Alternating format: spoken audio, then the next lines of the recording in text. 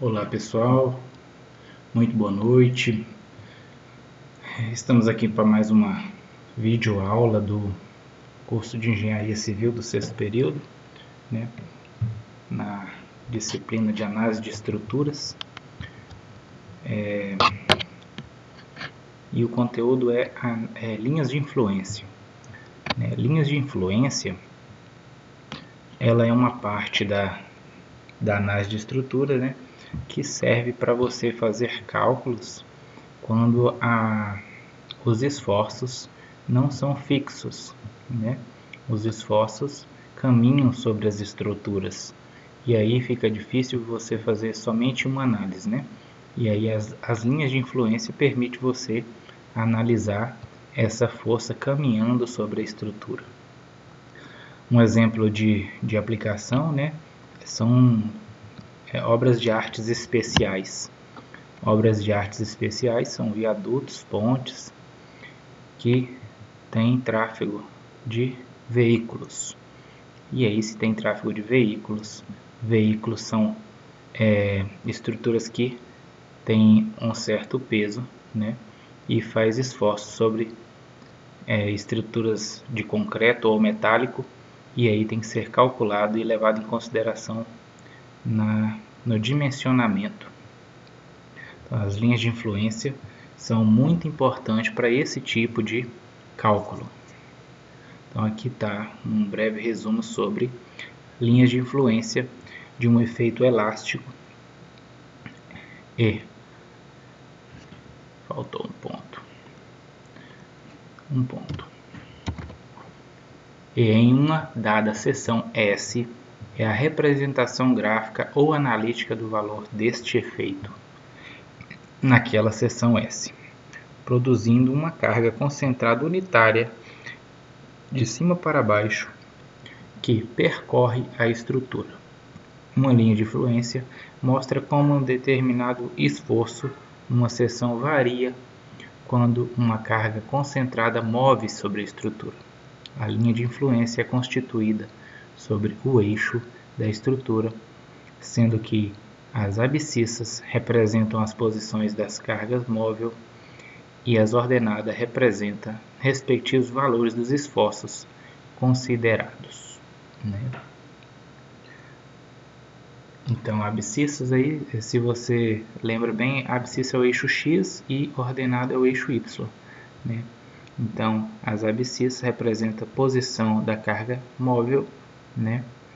Ou seja, geralmente as estruturas estão na horizontal e os esforços são verticais, né? Formam 90 graus com as estruturas, geralmente, né? Pode ser que seja aplicado de outra forma.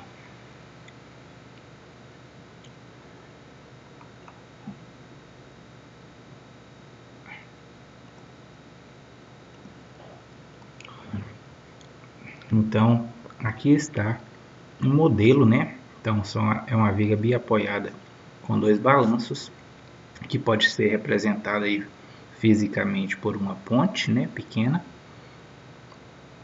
E esse desenho que está aqui é o desenho de uma linha de influência, de uma situação, de várias que existem.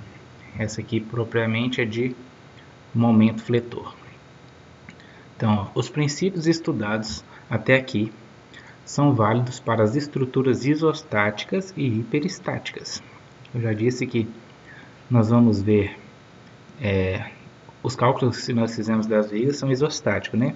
Número de reações igual ao número de equações. Então, na análise 2, você vai calcular vigas hiperestáticas, que eu já expliquei também, quando o número de reações é maior do que o número de equações. Por exemplo, uma ponte que tem 3 pilares, né, é uma estrutura hiperestática, porque na verdade, um fixo, né, e 2 móveis ou 2 fixos já seria hiperestático. Eu já expliquei isso na aula passada. Então, as unidades das linhas de influência de momentos fletores são unidades de comprimento, né? O que ele diz de unidade de comprimento é essa unidade aqui, essa ordenada, né, do eixo da viga até o vértice aqui, ó, que faz o vértice aqui no ponto S. As linhas de influência de forças cortantes normais e reação de apoio são adimensionais. Adimensionais significa que não tem unidade, não tem unidade. Fazendo uma análise agora aqui, sobre cada uma dos tipos, Viga sobre dois apoios, ou seja, uma viga biapoiada. Seja uma carga móvel vertical, P, deslocando-se sobre a viga AB, mostrada abaixo, e X a posição dessa carga. Então aqui tem uma viga de dois apoios, um A e um B.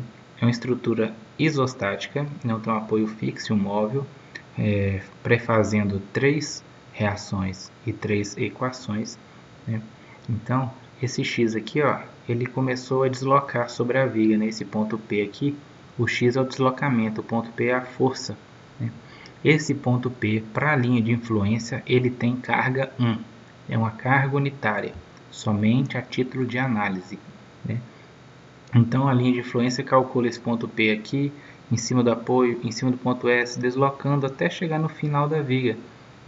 Por isso que é importante. Como eu iria calcular um carro passando sobre uma ponte, considerando ele fixo? Não tinha lógica. Então aqui começa, Então aqui são os exemplos de vigas biapoiadas, Então primeiro, linha de influência de reação de apoio. Então se for no apoio B, quando eu calculo VB, no apoio B eu vou ter 1 de reação e no apoio A 0. Se eu calcular o A, eu vou ter 1 de reação no A e 0 no B. O que isso quer dizer? Que se minha carga estiver em cima do ponto B, eu vou ter a reação do RVB igual a 1.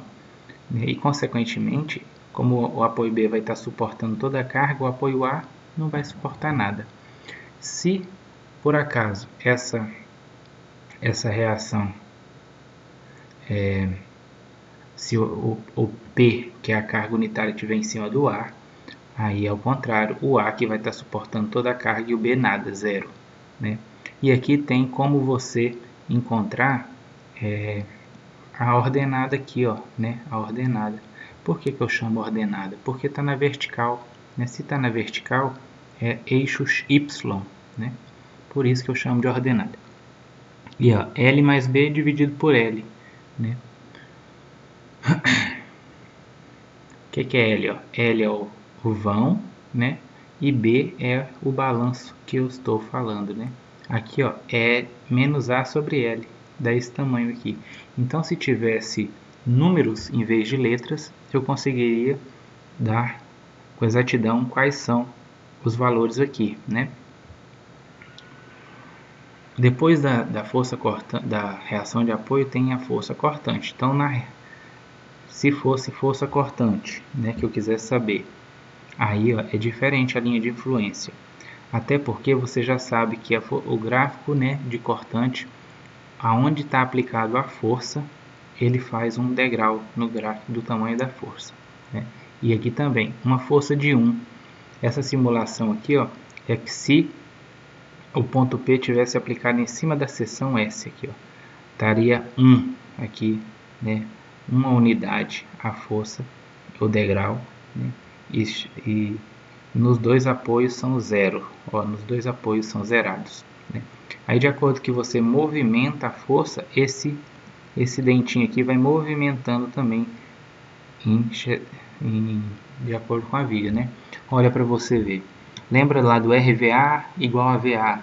Se por acaso essa força aqui estiver aplicada em cima do RVA, o que vai acontecer? Vai acontecer isso aqui, que o RVA vai ser igual a 1, Então, interessante aí.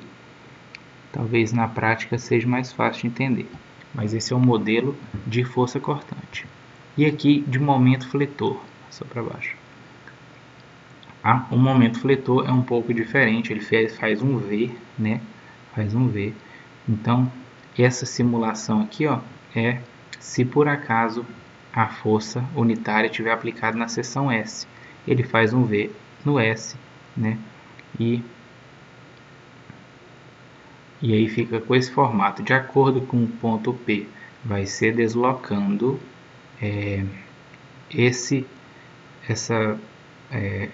vértice aqui, ó, vai deslocar junto, né?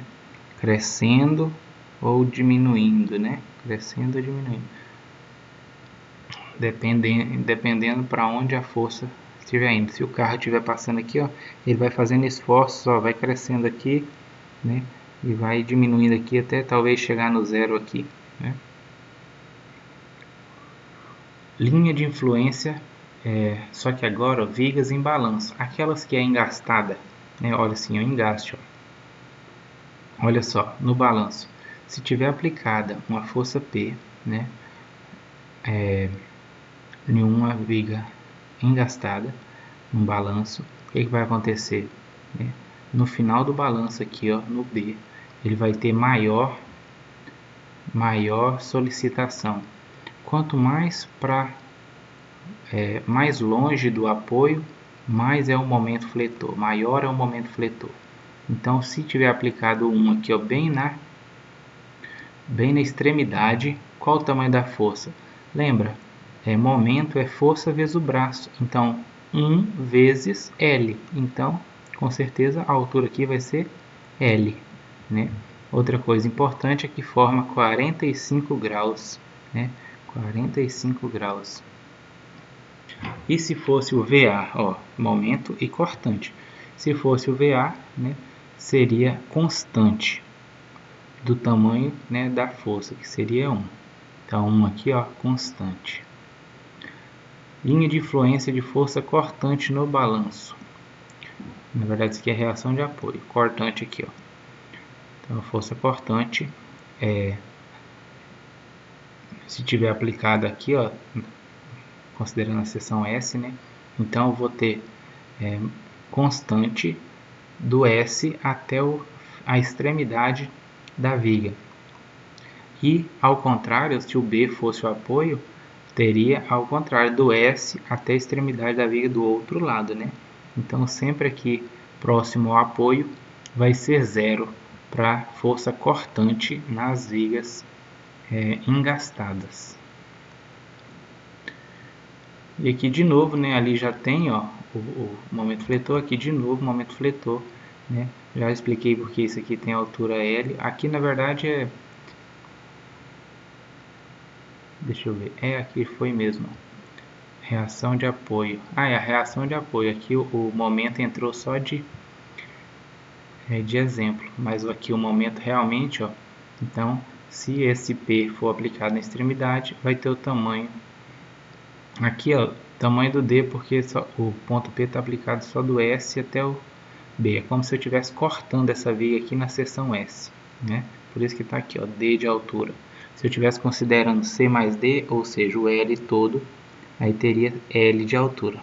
Exatamente 45 graus. Do mesmo tamanho que é a abscissa, é a ordenada.